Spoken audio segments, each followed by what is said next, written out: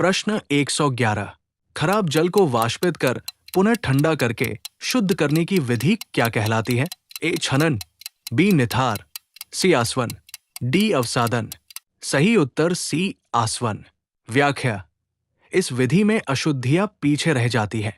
रोचक तथ्य: समुद्री जल से पीने योग्य पानी इसी विधि से बनाया जाता है। प्रश्न 112। समान प्रकार के विद्युत आवेशों के बीच क्या होता है? ए आकर्षण, बी प्रतिकर्षण, सी गलन, डी संलयन। सही उत्तर बी प्रतिकर्षण। व्याख्या: समान आवेश एक दूसरे को दूर धकेलते हैं। रोचक तथ्य: यही नियम चुंबकों पर भी लागू होता है। प्रश्न 113।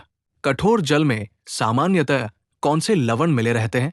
ए सोडियम क्लोराइड और potassium sulphate, B calcium carbonate और sodium sulphate, C magnesium chloride और magnesium sulphate, D sodium nitrate और कैल्शियम ऑक्साइड। सही उत्तर सी मैग्नीशियम क्लोराइड और मैग्नीशियम सल्फेट।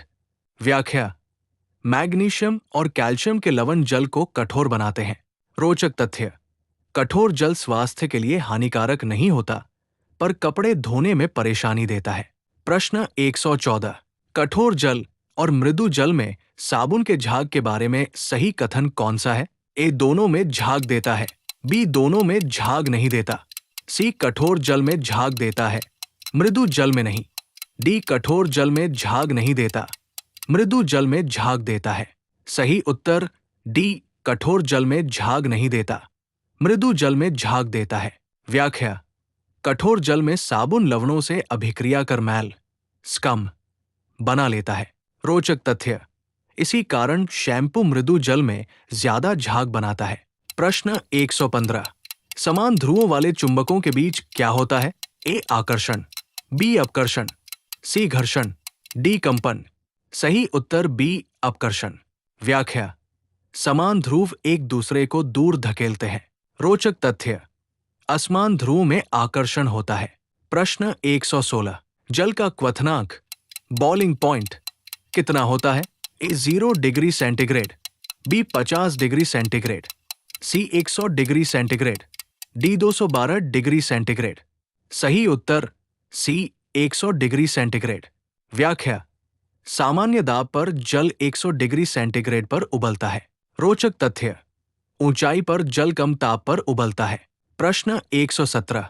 जिस वस्तु के आर पार प्रकाश पूरी तरह चला जाता है उसे क्या कहते हैं? ए अपारदर्शी, बी पारभासी, सी पारदर्शी, डी परावर्तक। सही उत्तर सी पारदर्शी। व्याख्या: पारदर्शी वस्तुएं प्रकाश को पूरी तरह गुजरने देती है। रोचक तथ्य: कांच और स्वच्छ जल पारदर्शी होते हैं। प्रश्न 118। जिस वस्तु के आर पार प्रकाश नहीं जा सकता उसे क्या कहते हैं? ए पारदर्शी, बी पारभासी, सी अपारदर्शी, डी दर्पण। सही उत्तर सी अपारदर्शी। व्याख्या: अपारदर्शी वस्तुएं प्रकाश को रोक देती है। रोचक तथ्य: लकड़ी और पत्थर अपारदर्शी होते हैं। प्रश्न 119।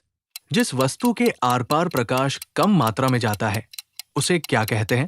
ए पारदर्शी, बी अपारदर्शी, सी पारभासी, डी परावर्तक। सही उत्तर सी पारभासी। व्याख्या: पारभासी वस्तुओं से वस्तु साफ दिखाई नहीं देती। रोचक तथ्य: तेल लगा कागज पारभासी होता है। प्रश्न 120। प्रकाश का गमन किस प्रकार होता है? ए टेढ़मेढ़ी रेखा में, बी गोलाकार पथ में, सी सीधी रेखा में, डी तरंगाकार पथ में। सही उत्तर सी सीधी रेखा में। व्याख्या: प्रकाश सदैव सीधी रेखा में चलता है। रोचक तथ्य: इसी कारण छाया बनती है। Please like, subscribe and share.